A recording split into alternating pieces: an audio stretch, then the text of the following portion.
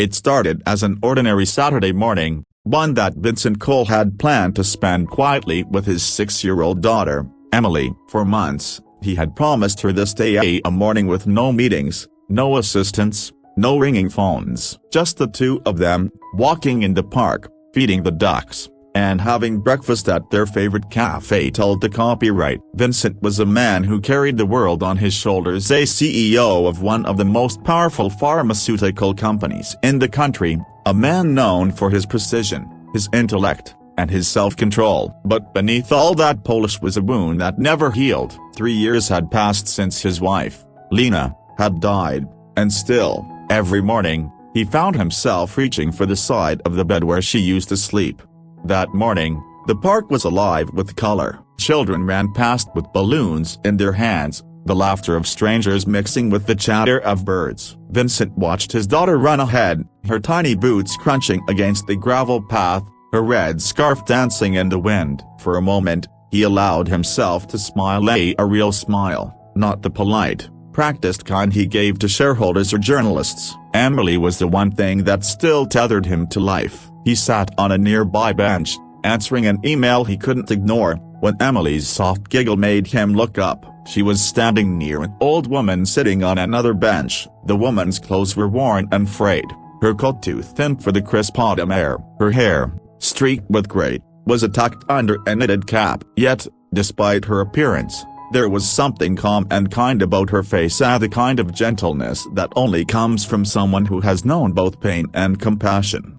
Vincent frowned slightly. He didn't want his daughter talking to strangers, especially ones who seemed homeless. He stood and began walking toward them, but before he could say a word, he froze. The woman was speaking softly to Emily, and his daughter was listening with a look of trust, even affection. Then Emily did something that made Vincent's heart tighten. She climbed onto the bench beside the woman and hugged her. He hurried over, his voice sharper than he intended. "Emily, that's enough. Come here." He reached for her hand, but before he could pull her away, the woman looked up. Her eyes were tired, but they were filled with a strange recognition. She spoke quietly, her voice steady, her tone almost formal. "You're Vincent Cole, aren't you?" He nodded cautiously, not sure how she knew his name. "I used to be your wife's nurse," she said.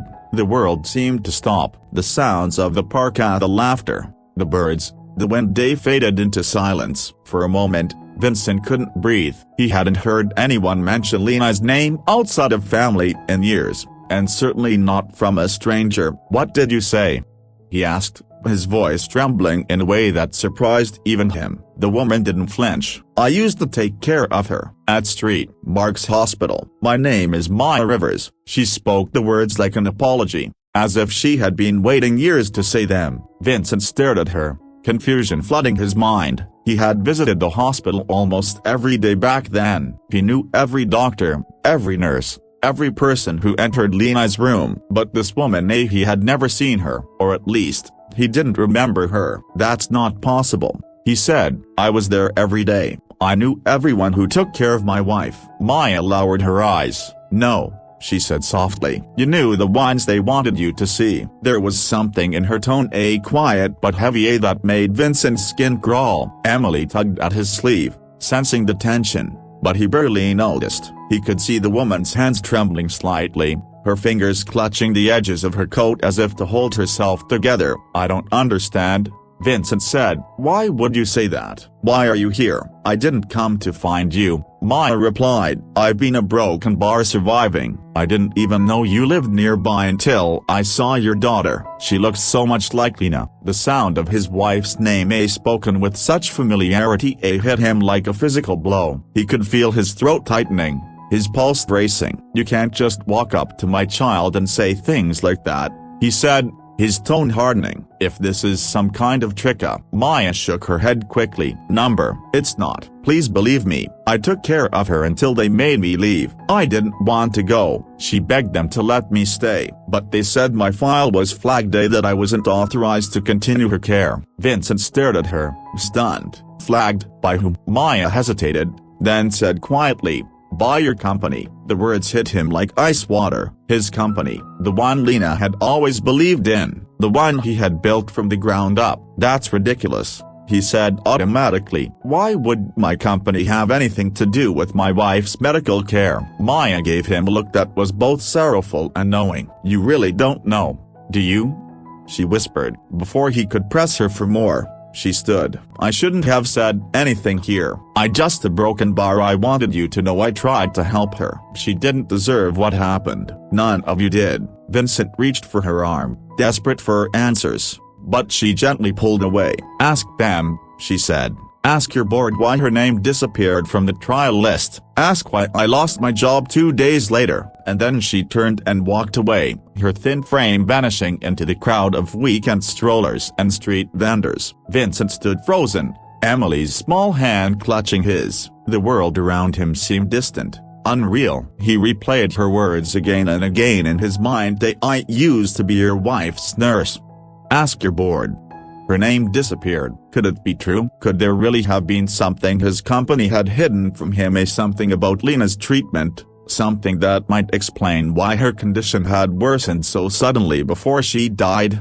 For the first time in years, Vincent felt the steady foundation of his world begin to crack. He didn't know who that woman really was or whether she was telling the truth, but deep inside, in the part of him that had never stopped grieving, he felt something stray, a cold, heavy feeling that told him he had just stumbled upon a truth that had been buried for far too long. Vincent couldn't sleep that night. The woman's words replayed in his head over and over, looping like an echo he couldn't silence. He sat alone in his study, the soft glow of a desk lamp casting shadows across stacks of files, contracts, and old photographs. On the wall hung a framed picture of his late wife, Lena, her gentle smile frozen in time. She had been radiant even in her illness, a woman of strength and grace, determined to face death with dignity. But now, as Vincent stared at her photograph, her eyes seemed to accuse him of something he didn't yet understand. The woman's name, Maya Rivers. He repeated it silently. He couldn't recall hearing it during Lena's hospital stay. Still, something about the name stirred a faint memory, like a whisper at the edge of consciousness. He had spent months in that hospital, watching his wife's body weaken as the disease advanced. Every nurse, every doctor, every face had blurred into a fog of grief. Could Maya have been there all along, hidden behind hospital walls, erased from his memory by the chaos of those final days? He opened his laptop and logged into the company's private medical research portal, the same system used to monitor ongoing trials. Lena had wanted to join an experimental drug program, one that, ironically, his own company had funded. At the time, he was told she wasn't eligible because of medical restrictions. It had always haunted him, that quiet rejection she received without explanation. She had been hopeful, desperate for even a small chance at more time with their daughter, but the system had been cold and unyielding. Trial access denied, the form had said. Vincent had believed it was just bureaucracy. But now, with Maya's warning, it felt like something darker. He typed Lena's name into the database. No results. He tried her hospital ID number. Nothing. It was as if she had never applied for the program at all. That was impossible. He had personally seen her application papers. She had filled them out herself. He leaned back in his chair, confusion turning into unease. What if Maya was telling the truth? What if someone had deleted Lena's file? A sudden memory flashed before him, a late-night conversation with Lena, weeks before she died. She had been weak, her voice soft but firm. "Vincent," she had said, "promise me something. If anything happens, don't stop asking questions." At the time, he had brushed it off, thinking it was her way of asking him to stay curious about life after her. But now, those words felt heavier, almost like a warning. The next morning, he went straight to his office. His assistant, Marie, greeted him with the usual warmth, but he barely acknowledged her. He shut his office door, locked it, and pulled up the archived research files again, this time using administrative access of the kind only CEOs and board-level executives possessed. After several failed searches, he finally found a trace, an internal memo from 4 years ago, titled Patient Access Restriction, an Internal Ethics Review. The document referenced a case number. No patient name, just a string of letters and numbers. But when he cross-checked it with the old hospital records, The code matched Lena's medical ID. His heart began to race. The memo was signed by someone he knew very well, Carl Denham, his closest friend and chief operations officer. Carl had been with him since the beginning, back when their company was a small startup with big dreams. He was godfather to Emily, a man Vincent trusted completely. But seeing Carl's name there attached to a file that might have determined his wife's fate sent a chill through him. He scrolled further down and found something worse. An authorization note recommending the termination of a hospital employee connected to the case. The note read, "Possible breach of protocol. Nurse dismissed. Records closed." The nurse's name had been redacted, but Vincent didn't need to guess. It had to be Maya Rivers. He sat back, his head spinning. Why would Carl have signed off on something like that? Was he protecting the company, or protecting himself? Vincent tried to rationalize it. Maybe there had been a valid reason. Maybe Maya had mishandled confidential data, or maybe she tried to manipulate access protocols. But then he remembered Maya's face, tired, sincere, and utterly devoid of guile. She hadn't looked like someone trying to manipulate him. She had looked like someone carrying a truth too heavy to bear. That afternoon, he called one of his old contacts at St. Mark's Hospital, a senior physician named Dr. Aaron Keller. Keller had been part of Lena's care team and was one of the few who had treated her with real compassion. When Vincent asked about Maya Rivers, there was a long pause on the other end. "I haven't heard that name in a long time," Keller said finally. "Yes, she worked here. She was a good nurse, one of the best, actually, but she was let go under strange circumstances." "What do you mean, strange?" Vincent asked, his voice tight. Keller hesitated again, lowering his tone. "There was talk of her interfering with clinical protocols, but nothing was ever proven. The decision came from higher up, not hospital administration, but the board of the trial sponsors." "That's your company, Vincent." Vincent's breath caught. "Are you saying my company had her fired?" "I'm saying," Keller replied, "that someone didn't want her asking too many questions about why your wife's trial access was denied. And after that, she disappeared." When the call ended, Vincent sat in silence, his mind churned with disbelief and anger. If his company had covered something up, if Carl had been involved, it wasn't just a betrayal of trust. It was personal. He had built this empire on the belief that science and ethics could coexist, that his company was different. But now it seemed that somewhere along the line, that belief had been sacrificed for power. As the hours passed, his emotions shifted from confusion to determination. He wasn't going to let this go. He owed it to Lena, and to Emily. He opened a new file on his computer titled Rivers Inquiry and began collecting every scrap of evidence he could find: deleted memos, encrypted logs, internal messages between executives. Slowly, a pattern began to form. Dates matched, authorizations aligned. Every step led back to the same circle of people, his board of directors. But one thing still haunted him more than the files: Maya herself. Why had she come back now? After all these years, what did she want from him? Justice, revenge, or forgiveness? He wasn't sure, but deep down, he suspected that whatever truth she carried was only the beginning. And if she was right, then his wife's death hadn't been the inevitable tragedy he'd believed it to be. It had been orchestrated, hidden behind polished corporate walls and clinical language. For the first time since Lena's funeral, Vincent felt something stir inside him that had long been buried: a fire, a purpose. The man who had spent years avoiding the past now realized he could no longer run from it. The truth was out there, and he would find it, no matter the cost. Vincent sat in his office long after sunset, the city lights outside reflecting in the glass like broken stars. The documents on his desk told a story he had never wanted to believe: a story of betrayal, greed, and quiet suffering. Each file he uncovered pointed to the same conclusion: his company had knowingly blocked his wife's access to the life-saving trial she had begged to join. The authorization bore Carl Denham's signature, the man he had once called his brother. For years, Vincent had built everything alongside him: the research labs, the global expansion, the reputation for integrity. Yet now, those same foundations felt poisoned. It wasn't just business malpractice, it was personal. It was a theft of life.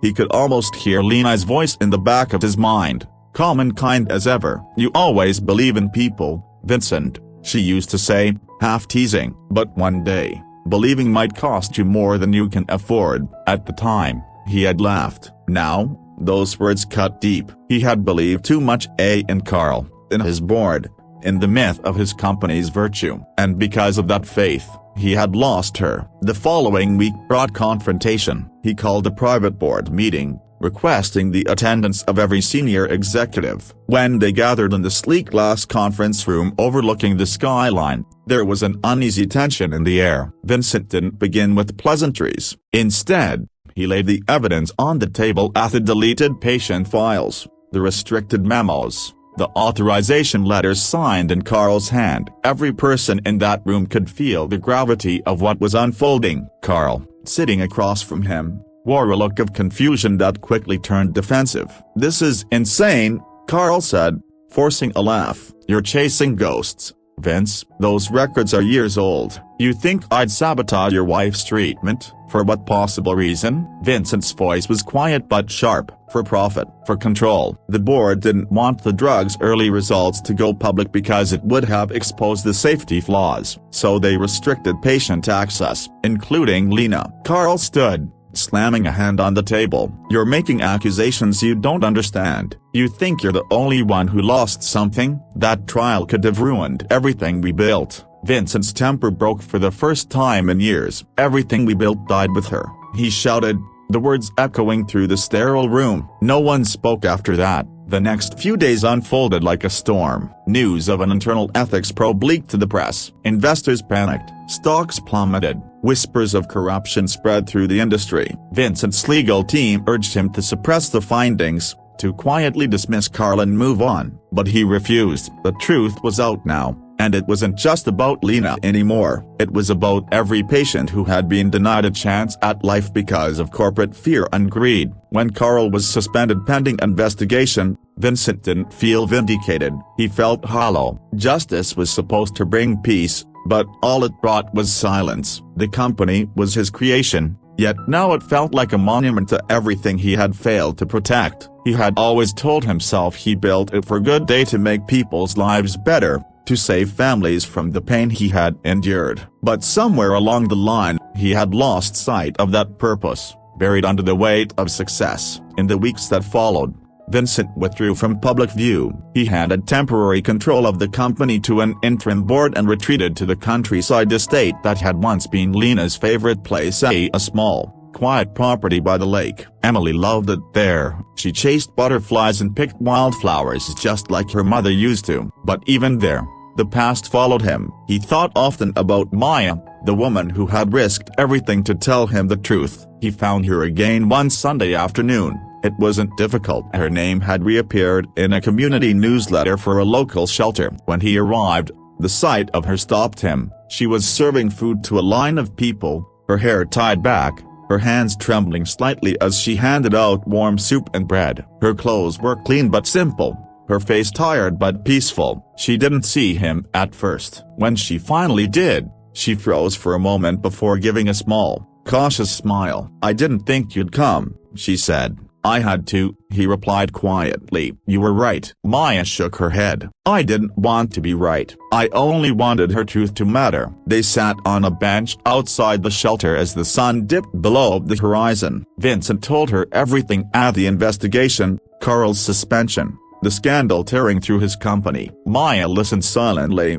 her expression unreadable. When he finished, she looked at him and said softly, "You did what she would have wanted." Lena believed in truth more than anything. Vincent nodded, staring out at the fading light. "It doesn't bring her back." "No," Maya said, "but it stops it from happening again." There was a long pause before she added, "I never told you everything." When Lena knew the trial was being blocked, she made me promise to tell you one day. But I was too scared. I thought no one would believe me. And after I was fired, I lost everything. I thought her story would die with her. Vincent looked at her then, truly looked at her, at the lines of exhaustion, the quiet strength in her eyes. "It didn't," he said. "You made sure it didn't." Maya smiled faintly. "Then maybe it was worth it." In the days that followed, Vincent found himself visiting the shelter often. Sometimes he brought Emily, who quickly grew attached to Maya. The child's laughter seemed to thaw something in both of them, a reminder that life,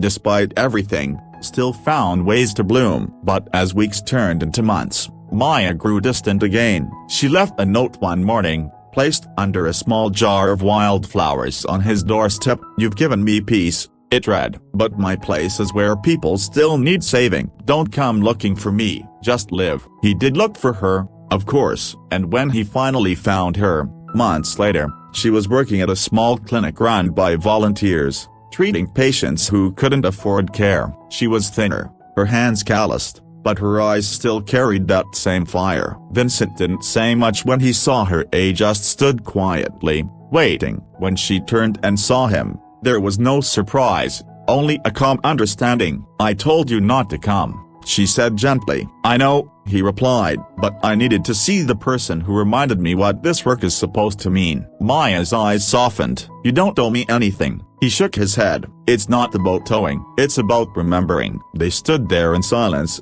the wind carrying the faint sounds of laughter from the nearby clinic yard where children played. There was no grand reconciliation, no cinematic embrace, just two people bound by the same truth, that sometimes the hardest battles aren't fought in boardrooms or hospitals, but in the quiet places where guilt meets forgiveness.